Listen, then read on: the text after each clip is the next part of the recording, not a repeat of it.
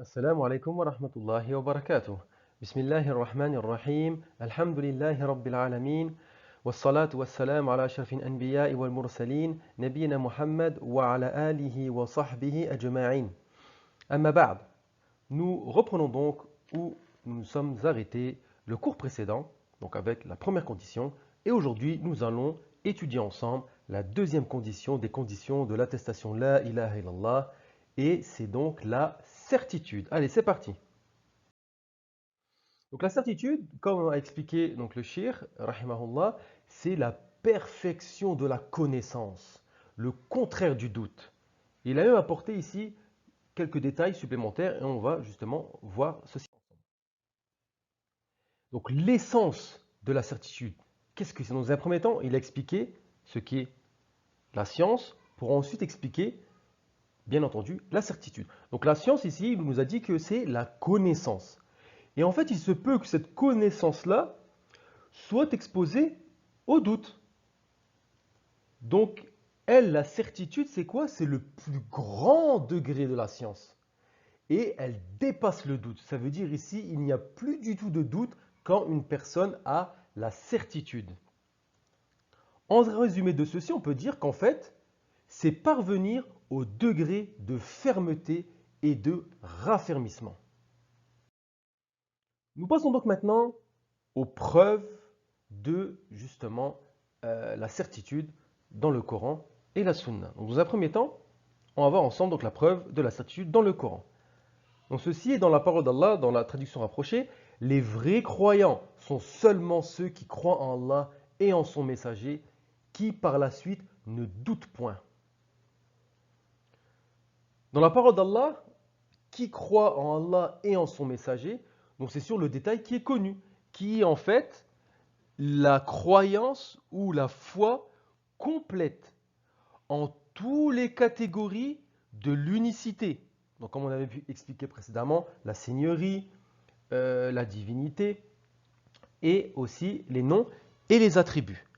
Et aussi, il doit croire avec fermeté que les piliers de la foi sont au nombre de 6, comme donc ici expliqué dans le hadith de Djibril.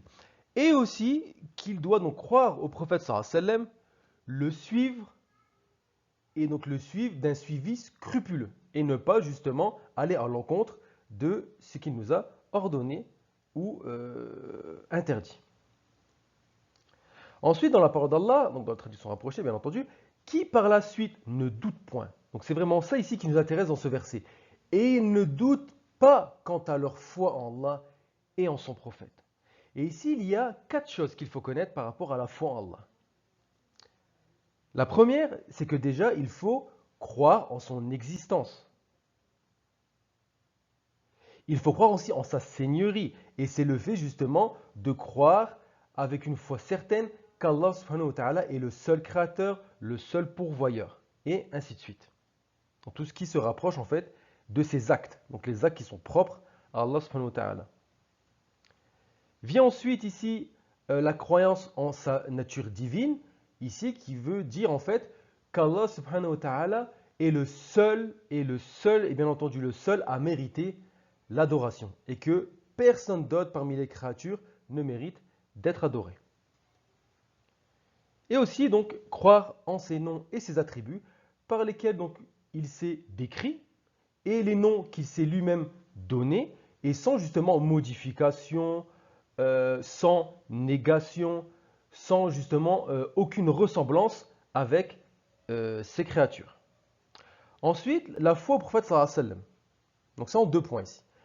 Donc il faut croire qu'il est le messager d'Allah et son prophète. Donc c'est Allah subhanahu wa ta'ala qui l'a envoyé. Et croire aussi que c'est le dernier des prophètes. Donc maintenant, avec nous, la suite du verset, donc dans Surat Les Appartements, qui est la parole d'Allah et qui lutte avec leurs biens et leurs personnes dans le chemin d'Allah. Ceux-là sont les véridiques. Donc Allah subhanahu wa ta'ala, dans cette partie de ce verset, a cité en fait certaines caractéristiques de ces véritables croyants. Et en fait, ceux-là luttent dans le chemin d'Allah avec leurs biens et leur propre personne. Nous passons donc maintenant aux preuves de la certitude dans la sunna du prophète sallallahu alayhi wa sallam. Le premier hadith avec nous est la parole du prophète sallallahu alayhi wa sallam. J'atteste qu'il n'y a de divinité digne d'adoration si ce n'est Allah et que Mohammed est le messager d'Allah.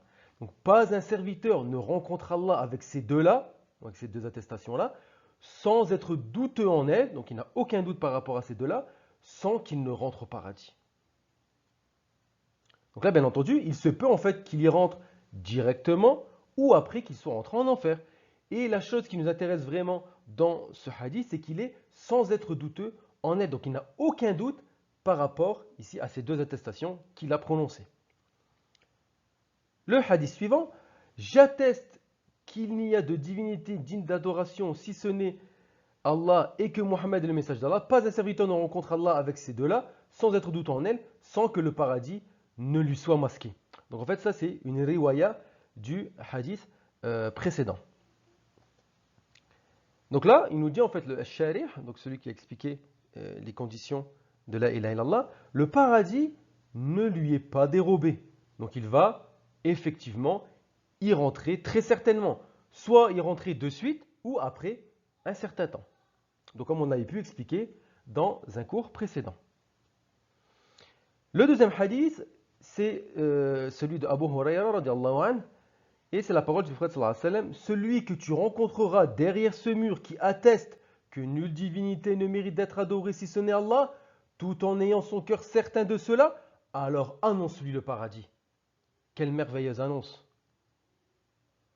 Et là, le Sharih nous dit, personne ne mérite cette immense promesse si ce n'est celui qui a la certitude tout en n'ayant aucun doute par rapport à ces deux attestations. Et plus particulièrement, ce qui nous intéresse, à l'attestation de la ilaha illallah.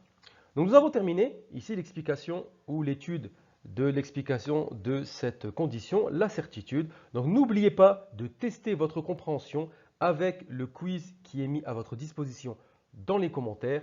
Et on se rencontre ici pour un nouveau cours très prochainement, incha'Allah ta'ala. Donc barakallahu fikum wa jazakumullahu khaira.